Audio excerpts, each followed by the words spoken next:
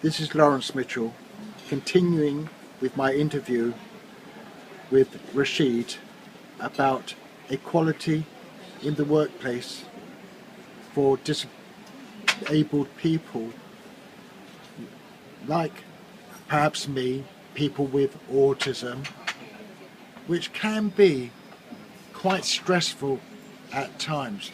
One of the big issues for someone like myself is that I can be consciously walking around with anxiety inside of my head. It's there, it exists, it won't be noticeable to you. I can go into an interview, if you're the employer, I might be able to go through the interview 100% without showing any anxiety. On the other hand, I could be very nervous, I could be very fidgety, all sorts of things. But of course, one of the things I would like to see, and perhaps in schools and colleges, this is actually being encouraged, is to get more of an understanding of empathy and ways to communicate with people, and that people do have issues, and that there are people in the workplace who are very disabled. Some are very disabled more than others. Some of these disabilities, like those on the autistic spectrum, where most of them are not physical, they're mental. So if I go into an interview, the likelihood, unless the interviewer has something written down on my CV, he's unlikely to be aware that I am autistic or any other disability I may have. It's different if I was walking in there with a limp, or he would be aware that or a walking stick, he would be aware of the walking stick or the limp. So here we're dealing with something that could manifest at any time during my employment. He might be very, very happy as an employer. Wow, this is a great new employer I've got. I see he's done some amazing things on the CV, and everything's going very, very well. And to suddenly 3 months in, something occurs, and big upset, there's a lot of anxiety, a lot of tension, and somehow an employer, a good employer, has to be able to stand back, be the observer, not allow him to be drawn into a situation, not allow himself to become anxious. But where does he get this education from?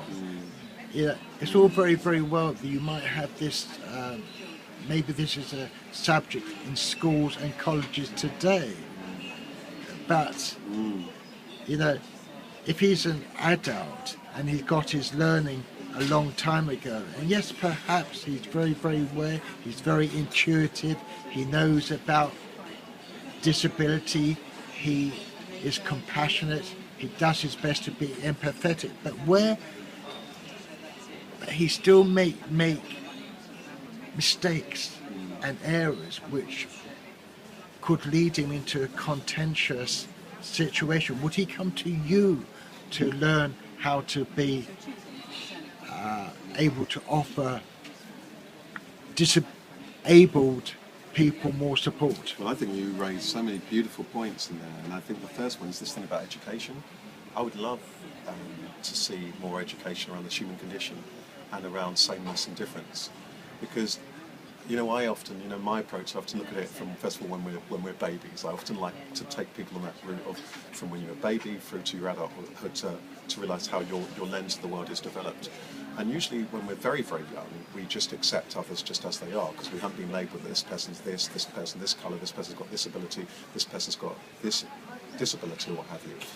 And then bit by bit, of course, we're taught labels about girl, boy, this, that, somebody who's got a learning difficulty, somebody walks differently, or what have you. and then we tend to separate ourselves. And so one of the things I think that would be lovely about education is if we realise that yes, there's this whole plethora of human beings with different abilities and disabilities, and also that within, as you point to this, within disabilities that there are abilities. So as you point there out, somebody may have Asperger's, but the gifts that brings also, we all, we're all like I always like to think that we're all a little bit like a bit of dough. If you were to roll it out evenly, we all have the same kind of amounts of talents. They just play out kind of differently. So I think if there was more education around the human condition, it would help us all feel not so fearful, more mindful, and more able to connect with others and to see our own common humanity rather than to see everybody through a label of difference, be it colour, gender, sexuality, ability, health, mental health, physical health, and all the rest of it. And then it comes to the point of then you're talking about the employer. When somebody comes to that point when they're an adult and they become an employer, perhaps a lot of that mindfulness and that empathy is going to be there and in place. Maybe we're not going to necessarily avoid the situations of engaging with people who have a different disability, who have a different outlook to us. And I think that sometimes that fear does play out where we don't actually have those kind of engagements that might well enrich us. And I couldn't help but think, Laurence, one last thing when you were talking, which was that actually for the employer to go on this kind of journey of exploring, okay, we've got somebody here who's got particular challenges, how that's actually enriching to you. I'm suddenly becoming aware of somebody else who sees the world very differently. It gives me an opportunity to learn. I think that when people genuinely have interactions with people who are different, age, stage, whatever, there's a huge opportunity for us to learn and for us to be empathetic and to find our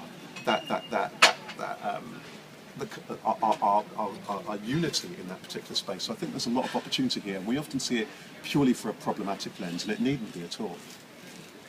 Well, thank you very much, Rasheed. And once again, if you would like Rasheed to show you how you can help those employees and support them better in the workplace, I encourage you to visit www.rasaru.com. That's rasaru.com. Thank you. Thank you, Rasheed.